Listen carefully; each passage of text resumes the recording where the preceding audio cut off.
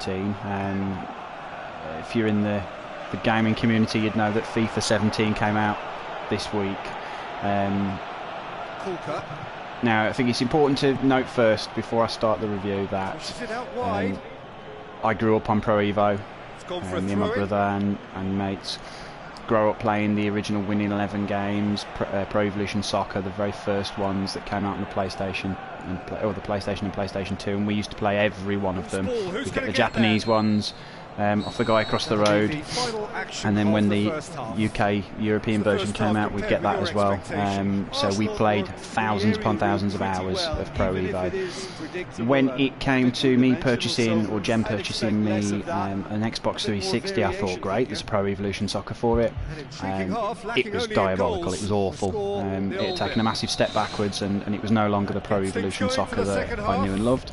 So as chance would have it, I stayed at my brother-in-law's the night before my wedding and played FIFA on his PlayStation 3. Thought, oh, this is quite good. So I decided to get it for myself for the Xbox 360, and each subsequent year from, I think it was FIFA 13, I have purchased each version, or rented each version from my boomerang. And fell in love with FIFA from there until PS4. Played FIFA 16, just completely hated it. The control felt wrong, graphics looked strange. It seemed to have taken a massive leap backwards. So sent it back, and to be honest, didn't play football game on the PlayStation 4 for a while, until decided the one day to give Pro Evo 16 a go after I'd seen a few decent, favourable reviews of it. Glad I did. Best football game I've played in a long time, and that brings me to Pro Evolution Soccer 2017.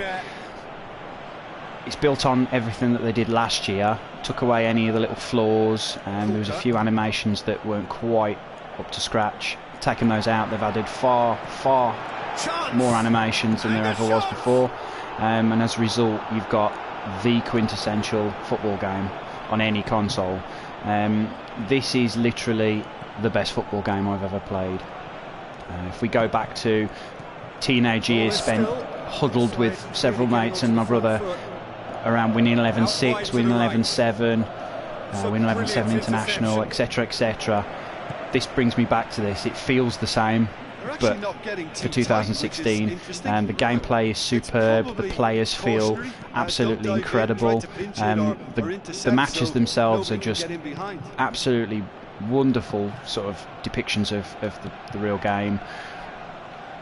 You've got right the way down from tactical little switches you can make. You can set certain types of advanced tactics in the menu that your players they use those tactics on the pitch. Things like the gegenpress, tiki-taka, your centre forward dropping off to get the ball and somebody running into the gap that he's left. All these little things, tussles off the ball and on the ball. The way that the players move the ball, everything just is perfect. Now I know a lot of the FIFA fans always cry out that they've got all the licenses, so they've got all the kits, all the badges, all the team names straight from out the box, but that really doesn't matter with Pro Evo 2017. 16 allowed you to do some editing, and you could also download some kit files yourself and badges, which I did. 17's completely refined that. They've made it so you can download fully automated, and they're almost like sort of auto-executing scripts where you set the option file, click go, and it sort of unzips all the team names, all the ground names, the manager photos, the players, kits. It's superb. You have to do a little bit of tweaking here and there, but as you can see from on screen, makes it pretty much the authentic thing.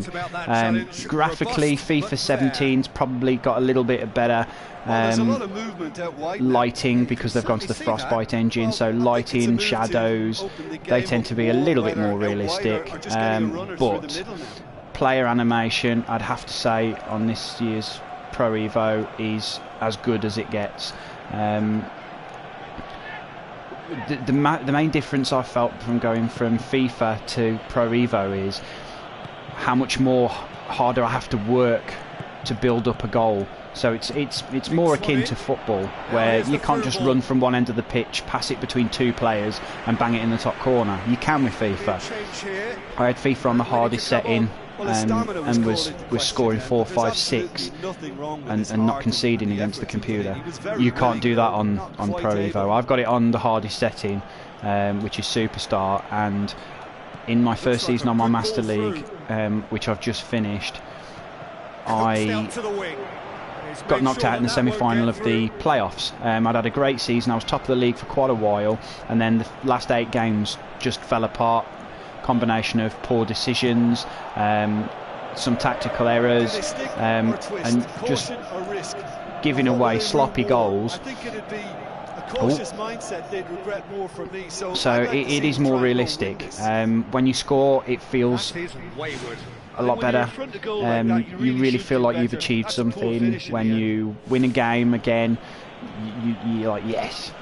Whereas with FIFA, I think it did tend to sort of, I don't know, it tend to feel a lot samey, because once you hit a certain sort of level, all the teams felt the same when you were playing against them. The AI didn't really adapt to your way of playing. It didn't really defend against your strengths. Pro Evolution Soccer 2017 is completely the opposite. If you attack several times down one wing, they'll switch the way that they mark your players. They'll put 2 over on that wing. If you play in long balls into the box, they'll make a substitution and put a taller player on to try and counteract. If you've got speedy wingers, they'll double up. It's remarkable how quickly the AI picks up and learns how you play the game and tries to counteract it, and it does make each game completely unique. This is the second game of the 2017-2018 season. I'm Arsenal, it's Master League, so you start off with a default bunch of players that don't exist, and you have to grow them. You choose what kind of position or what kind of role they're going to train in, which in turn, as you play them and train them, it levels up aspects like passing, dribbling, strength, jumping, heading, tackling, all that kind of stuff. You can also learn skill moves. So once you've got a player who, say for instance, has got over an 85 on dribbling, they can learn the Marseille turn, and that was the end of the game. So we've had 1 win, 1 draw the first 2 games of the season, which isn't too bad. I signed a few players at the end of last season, the early beginning of this season. I have had a few offers for national team management, but I've turned it down. But yeah. Sorry, getting back to the review. Authenticity wise, if you put aside the fact that Konami haven't got the team that make Pro Evo out of Konami haven't got the millions and millions that EA have got to throw at licenses, so you tend to have a limited amount of teams licensed. This year Arsenal are licensed. You have things like Barcelona, Real Madrid, Borussia Dortmund, Bayern Munich.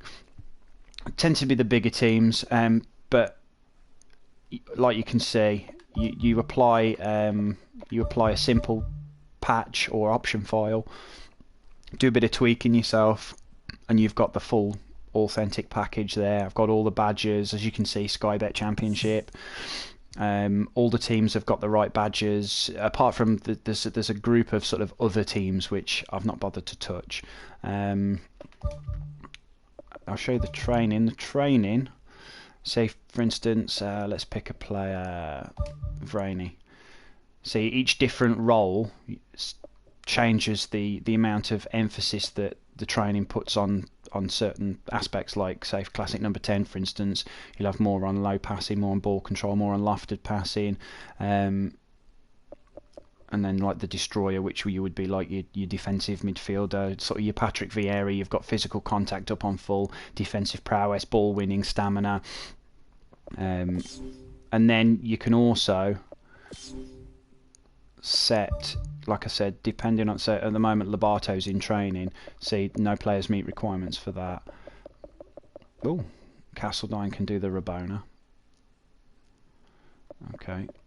Oh, and we've got 2 who can do a long throw. Oh, we've got several here. Track back. Offensive player actively pressurises the opposition player is on the ball and tries to win it back. Okay. So we'll do that next. Acrobatic clear, we don't do that.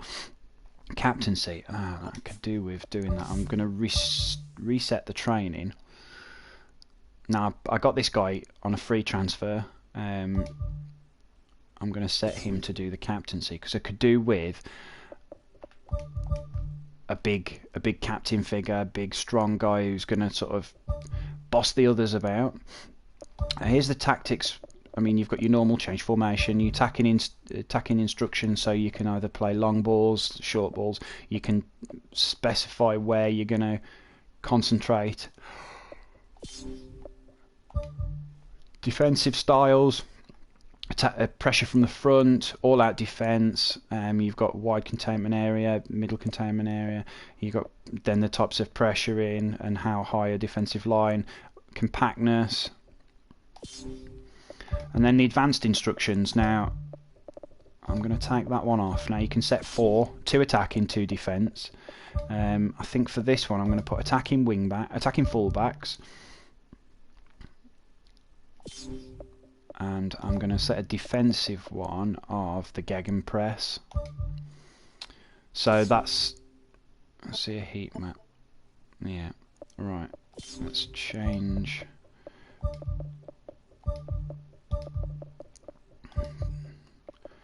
Let's just put a few of these in here. Where's me defensive midfielder? There he is. We'll leave Castledine in. Now, one thing that if you start the Master League, you get the choice of either starting with the actual team. So if I was Arsenal, I'd have your Alexis Sanchez and Theo Walcott, or you can choose the original Master League lineup, which is the default set of players, very basic players that sort of, if you've played Pro Evo before, you'll know how that works. Let's play in the 3rd kit today. Okay. So, commentary-wise, I think the commentary is probably the only part of the game which I'd say is a big negative. There doesn't seem to be much colour commentary. There doesn't seem to be much play-by-play. It all seems to be default sort of robotic conversations between Peter Drury and Jim Beglin. Jim Beglin, some of the stuff he comes out with it's not relevant to the game. Peter Drury gets far too overexcited at a shot after it's happened. So I think the commentary is definitely something that needs to be worked on, because it's compared to FIFA's, it's just laughable. That being said, to be fair, I don't even notice it anymore. I'm too busy concentrating on the game. Keeper.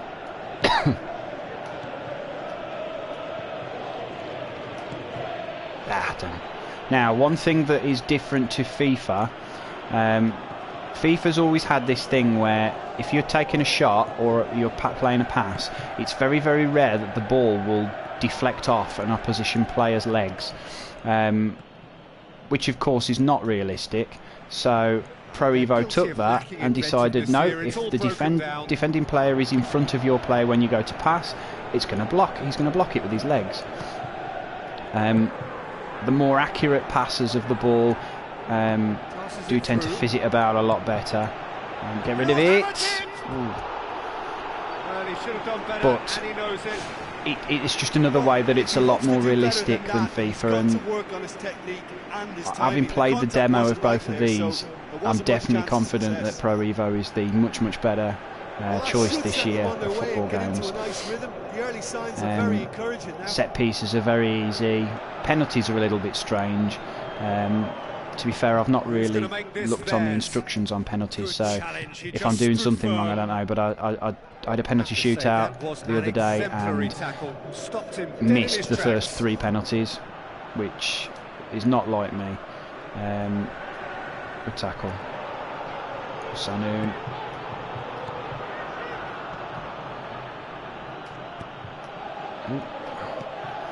See, little give and goes, drop of the shoulder.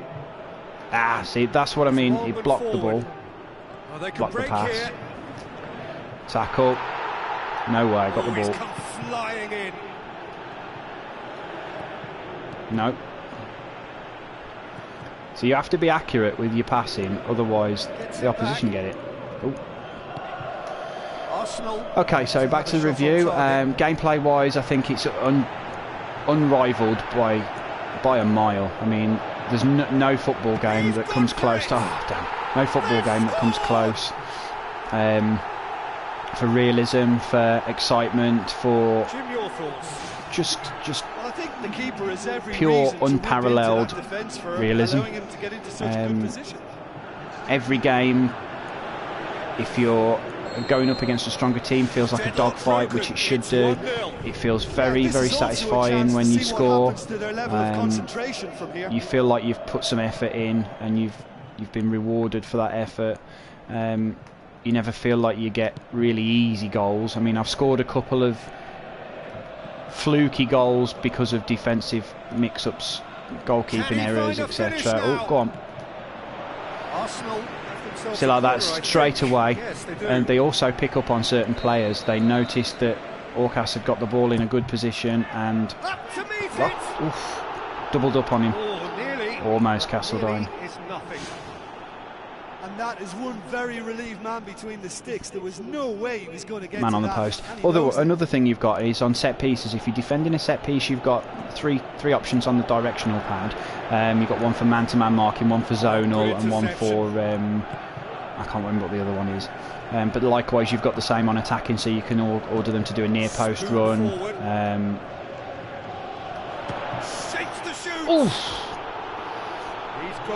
So.